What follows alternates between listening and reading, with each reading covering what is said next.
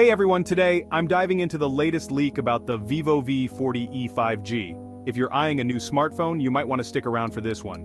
So, Vivo's V40 series made waves in India last month, especially with their cameras co-developed with Zeiss. Now it looks like they're gearing up to drop a more budget-friendly version, the Vivo V40e. The V40e has just been spotted on Geekbench, listed with the model number V2418. That's the same model we saw on the IMEI database a couple of months back.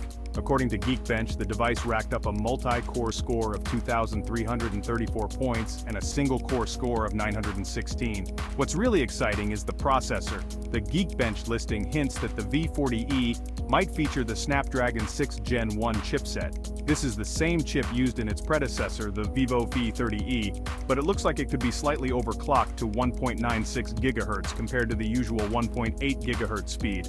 Plus, we're probably looking at least 8 GB of RAM. Rumor has it the Vivo V40e could be launching in India as soon as September. If you need a refresher, the V40 series starts at Rs. 34,999 for the base model with 8 GB of RAM and 128 GB of storage. The V40e, being a more affordable option, might come in around Rs. 30,000. Expect all the usual Vivo V series features, an Aura light flash, a sleek and thin design, and a camera system that really focuses on portrait photography. So what do you think? Excited about the Vivo V40e? Drop your thoughts in the comments below.